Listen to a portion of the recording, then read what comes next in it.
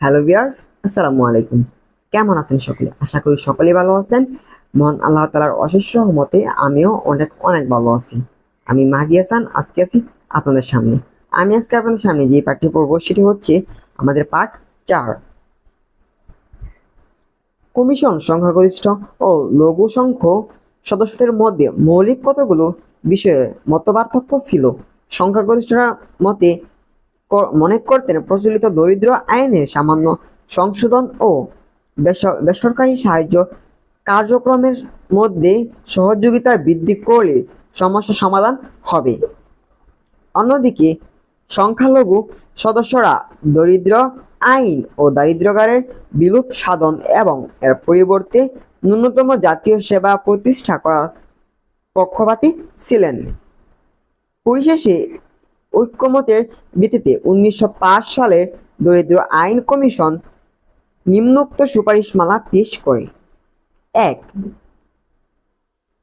County council গঠন। 1834 সালে দারিদ্র আইনের বিধান অনুযায়ী দরিদ্র আইন ইউনিয়ন এবং অস্বাভাবিক বোর্ডের পরিবর্তে কাউন্টি কাউন্সিল গঠনের সুপারিশ করা হয়। এছাড়াও স্থানীয় সাহায্য সংস্কারের আওতাধীন প্রশাসনগুলোকে 3টি অঞ্চলে ভাগ করার কথা বলা হয়। সরকারি সাহায্যের কর্মসূচি।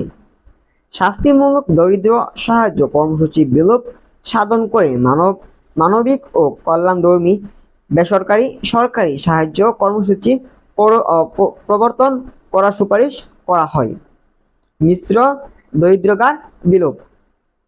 এ কমিশন মিশ্র দরিদ্রগারের বিলোপ সাধন করে মানসিক প্রতিবন্ধী ও মানসিক অসুস্থদের হাসপাতালে চিকিৎসার সুবিধা দেওয়া এবং শিশুদের দত্তক হিসেবে পরিবারে অথবা আবাসিক স্কুলে রাখার ব্যবস্থা করা হয়।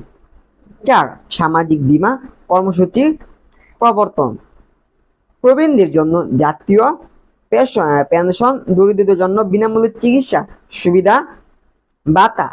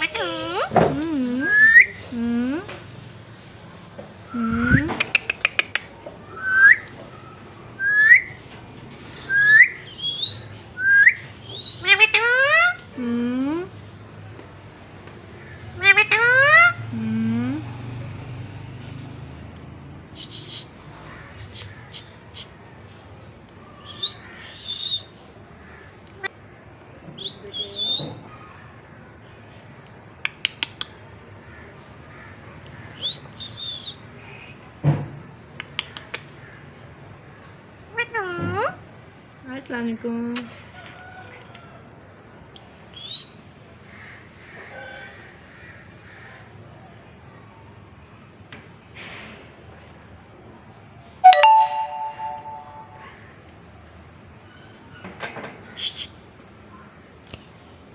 Ya, itu.